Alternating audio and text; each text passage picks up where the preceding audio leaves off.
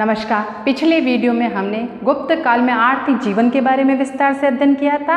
आज का हमारा टॉपिक है गुप्त काल में व्यापार एवं उद्योग के बारे में आज हम विस्तार से अध्ययन करेंगे। आज का हमारा पहला पॉइंट है आंतरिक व्यापार। आंतरिक व्यापार किसे कहा जाता है? भारत देश के भीतरी भागों में जो व्यापार किया जाता था उसे ही आंतरिक व्यापार कहा जाता था। आंतरिक व्यापार किन मार्गों के माध्यम से होता था? आंतरिक व्यापार सड़क मार्ग से भी होता था और जल मार्ग से भी किया जाता था। सड़क मार्गों से यानी स्थल मार्ग जो रोड है वहाँ पे पैदल चलकर व्यापार होता था और जल मार्गों से छोटी छोटी नौकाएं जो होती थी उन जल मार्ग नदियों के द्वारा ही वह व्यापार किया जाता था।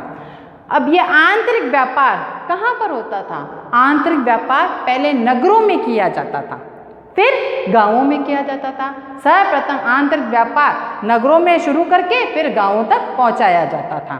आंतरिक व्यापार में जो गुप्त काल की साधारण जनता थी, दैनिक जीवन में काम आने वाली जो वस्तुएं होती हैं उनके विनिमय के लिए कौड़ियों का इस्तेमाल करते थे और जो राजा होते थे वे वस्तु विनिमय के लिए स्वर्ण मुद्राओं का उपयोग किया करते थे। तो गुप्त काल में स्वर्ण मुद्राओं ने भी अपना विशेष योगदान प्रदान किया है।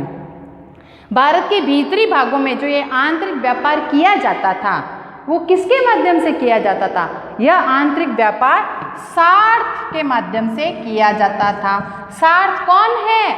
मैंने आपको पिछले वीडियो में बताया था कि बहुत सारे बैलगाड़ी एक साथ चलते हैं। जब ये एक साथ चलते हैं तो इनके साथ में जो सबसे आगे चलने वाला जो व्यक्ति है उसे क्या कहा जाता है? उस व्यक्ति को सार्थवाह के नाम से जाना जाता था, जो व्यापारिक कारवां चलाता था। यही सार्थवाह आंतरिक व्यापार भी चलाता था। आंतरिक व्यापार में क्या होता है? कोई भी जो वस्तुएं होती है, जो दैनिक जीवन से संबंधी जो वस्तुएं होती है, जो प्रतिदिन काम में ली जाती है, वो भारत के एक भागों से दूसरे भागों में पहुंचाने का कार्य यह सार्थ नामक व्यापारी ही किया करते थे, जो व्यापारिक कारवां चलाया जाता था। अब अपना आता है विदेशी व्यापार। आंतरिक व्यापार के अलावा भारत देश के विदेशी देशों के साथ में भी सामुद्रिक स्थायी संबंध बने हुए थे। विदेशी देशों के साथ में भारत विदेशी व्यापार करता था। किन देशों के साथ में करता था? चीन के साथ में करता था, इंडोनेशिया के साथ में करता था, श्रीलंका के साथ में करता था, फारस देश, अरब देश, ईरान और यूरोप देश और अफ्रीका महाद्वीप है। भारत का पड़ोसी महाद्वीप अफ्रीका महाद्वीप है। तो अफ्रीका महाद्वीप के साथ में भी भारत के स्थायी सामुद्रिक संबंध बने हुए थे। इनके अलावा ये जो दूसरे देशों के साथ में व्यापार करते थे तो कैसे करते थे? दूसरे देशों के साथ में व्यापार सड़क मार्ग से भी होता था और जल मार्गों के द्वारा भी व्यापार किया जाता था। क्या क्या व्यापार में लेन देन करते थे? यानी आयात निर्यात की वस्तुएं क्या क्या होती थी? पहले आयात किसे कहा जाता है? भारत जो विदेशी देशों के साथ में जो चीजें खरीदता है उसे आयात कहा जाता है। निर्यात यानी भारत के अंदर जो माल उत्पादित है, भारत देश अपने उस माल को दूसरे देशों को बेचता है, उसे निर्यात कहा जाता है। तो आयात निर्यात की कौन कौन सी वस्तुएं थी? पहले किन किन देशों से भारत ने क्या क्या चीजें खरीदी, यानी क्या क्या चीजें आयात की? देखिए, चीन से रेशम को आयात किया, अफ्रीका महाद्वीप से हाथी दांत उसका आयात किया भारत ने, अरब और ईरान से भारत ने घोड़ों का आयात किया, यानी यहाँ से घोड़े खरीदता था। तो ये तो था आयात करना। अब भारत क्या क्या निर्यात करता था? भारत का गरम मसाला, भारत गरम प्रदेश है तो भारत का गरम मसाला ये यूरोप देश के लोगों को बेचता था। हाथी दांत जो खरीदता था उसमें नक्काशी का काम करके वापस अफ्रीका महाद्वीप को बेच दिया करता था।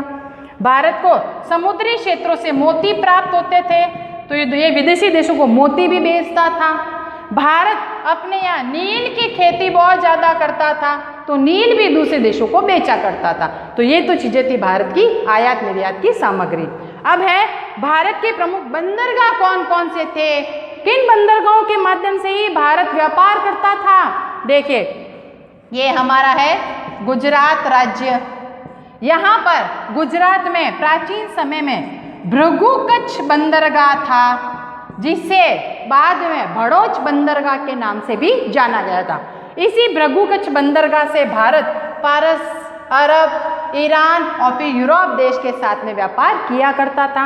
इसी भृगुकच्छ बंदरगाह से भारत अफ्रीका महाद्वीप के साथ में भी व्यापार किया करता था। इधर तमिलनाडु में तूतीकोरिन बंदरगाह, तो इस तूतीकोरिन बंदरगाह से भी भारत व्यापार किया करता था। हमारा पश्चिम बंगाल है, पश्चिम बंगाल में प्राचीन समय में ताम्रलिप्ति बंदरगाह था। इस ताम्रलिप्ति बंदरगाह से भी व्यापार किया जाता था, जिसका वर्णन रघुवंश व दश कुमार चरित्र में मिलता है कि प्राचीन समय में ताम्रलिप्ति बंदरगाह से ही भारत चीन के साथ में, इंडोनेशिया के साथ में और श्रीलंका के साथ में व्यापार किया करता था। वर्तमान में भारत के ऐसे कौन कौन से बंदरगाह हैं जिनके साथ में भारत का ये व्यापारिक संबंध है? इन्हीं बंदरगाहों से भारत दूसरे देशों के साथ में व्यापारिक संबंध बनाए रखता है। देखिए, गुजरात और राजस्थान की सीमा पर कांडला बंदरगाह है। गुजरात के नीचे वाला जो राज्य आता है वो महाराष्ट्र है, तो महाराष्ट्र में मुंबई बंदरगाह है। फिर कर्नाटक आता है तो वहाँ पे न्यू मैंगलोर बंदरगाह है। फिर नीचे ये केरल है तो वहाँ पे वर्तमान में कोच्चि बंदरगाह है। तमिलनाडु में तूतीकोरिन बंदरगाह है। आंध्र प्रदेश में विशाखापट्टनम बंदरगाह है। उड़ीसा में पारादीप बंदरगाह है। और पश्चिम बंगाल में वर्तमान में पश्चिम बंगाल की राजधानी कोलकाता बंदरगाह है। तो ये आपको इस प्रकार याद हो जाएंगे। प्राचीन समय में कौन कौन से थे? भृगुकच्छ बंदरगाह था, कोच्चि बंदरगाह था, तूतीकोरिन बंदरगाह था, विशाखापट्टनम बंदरगाह भी था। ताम्रलिप्ति बंदरगाह सबसे ज्यादा प्रसिद्ध था। पूर्वी क्षेत्र में ताम्रलिप्ति बंदरगाह से ही व्यापार किया जाता था और पश्चिम में भृगुकच्छ बंदरगाह से ही व्यापार किया जाता था। और भारत के आंतरिक व्यापार में उत्तर प्रदेश में जो वर्तमान में भी प्रयागराज है, इस प्रयागराज के माध्यम से आंतरिक व्यापार किया जाता था। मध्य प्रदेश में उज्जैन नामक स्थान है, तो ये उज्जैन प्रमुख व्यापारिक नगर, औद्योगिक केंद्र बिंदु था। क्यों? भारत के कहीं भी चले जाओ, भीतरी भागों में आप कहीं पे भी चले जाओ, सारे मार्ग उज्जैन होकर ही गुजरते थे। तो उज्जैन जो था वो प्रमुख व्यापारिक नगर और औद्योगिक केंद्र बिंदु हुआ करता था। अगला, राजस्व के स्रोत क्या क्या हैं? राजस्व के स्रोत जिनसे राजा को कर प्राप्त होता है वो राजस्व के स्रोत कहलाते हैं। कौन कौन से थे? देखिए, पहले तो भूमि राजस्व के स्रोत हुआ करती थी। नमक, खान, रत्न, आभूषण, ये राजस्व प्राप्ति के मुख्य स्रोत होते थे। वैसे तो राजस्व प्राप्ति के यहाँ पर 3 ही स्रोत बताए गए हैं। कौन कौन से थे? भाग, भोग, ऊपरी कर एवं उद्रंग। भाग क्या है? किसान जो खेती करता था अपनी खेती का 1/6 हिस्सा राजा को कर के रूप में देता था, उसे कहते थे भाग। भोग क्या है? किसान फूलों की खेती करता था, सब्जियों की खेती करता था, फलों की खेती करता था, तो राजा को रोजाना यानी प्रतिदिन फल, फूल, सब्जियां राजा को कर के रूप में देता था, उसे कहते थे भोग। ऊपरी कर उद्रंग क्या है? ऊपरी कर उद्रंग ये एक प्रकार के भूमि कर हुआ करते थे। अब ये भूमि कर या तो नकद रूप में भी देते थे या अन्य के रूप में भी दिया जाता था। तो ये राजस्व प्राप्ति के मुख्य स्रोत हुआ करते थे। अब फायान का भारत वर्णन। फायान 399 ईस्वी में भारत आया और 414 ईस्वी तक उसने भारत का भ्रमण किया था। जब भारत आया था तो स्थल मार्ग से ही आया था, सड़क मार्ग से ही आया था। उसको मन में किसी प्रकार का भय नहीं था, शांतिपूर्वक भारत में प्रवेश कर गया। भारत के पूर्व, पश्चिम, उत्तर, दक्षिण चारों दिशाओं में उसने भ्रमण किया था। अपने यात्रा वृत्तांत में उसने आर्थिक, सामाजिक, राजनीतिक, सांस्कृतिक, धार्मिक सभी पक्षों का वर्णन किया है। धार्मिक पक्षों के बारे में फायान ने बताया है कि आया तो था बौद्ध स्थलों के दर्शन करने के लिए, लेकिन भारत में आके देखा तो बौद्ध धर्म भारत के भीतरी भागों से लुप्त हो रहा है और सीमावर्ती क्षेत्र में उन्नत अवस्था में था। फायान ने देखा कि भारत में ब्राह्मण धर्म उन्नत अवस्था में था। सभी गुप्त काल के लोगों को, सभी संप्रदायों ने उनको हर प्रकार की धार्मिक स्वतंत्रता प्राप्त थी। वहाँ के लोग दान करते थे, पुण्य करते थे, धर्म में विश्वास करते थे, पाप पुण्य में विश्वास करते थे, लोक परलोक में विश्वास करते थे, पुनर्जन्म में भी वहाँ के लोग विश्वास किया करते थे। तो ये धार्मिक बातें उसने अपने यात्रा वृत्तांत में बताई है। आर्थिक क्षेत्र में प्रजा सुखी थी, संपन्न थी, किसान खेती करते थे, करों का बोझ नहीं था, हर प्रकार से उनको सुविधाएं प्राप्त थी। राजनीतिक क्षेत्र में राजा ही सर्वे सर्वा होता था, राजा प्रजा के हित के लिए कार्य करता था। पाटलिपुत्र के निवासी बहुत सुखी संपन्न थे, प्रजा के हित के लिए हमेशा ही कार्य करने के लिए तत्पर रहते थे। राजा प्रजा के निजी विषयों में यानी उनके पर्सनल मैटर में कभी भी हस्तक्षेप नहीं करता था।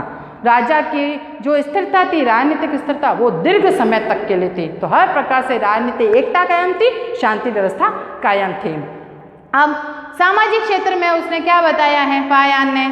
समाज संपन्न था, सुखी था, शाकाहारी समाज था, मांसाहारी नहीं था, प्याज लहसुन का सेवन नहीं करते थे, लोग घरों में ताले भी नहीं लगाते थे।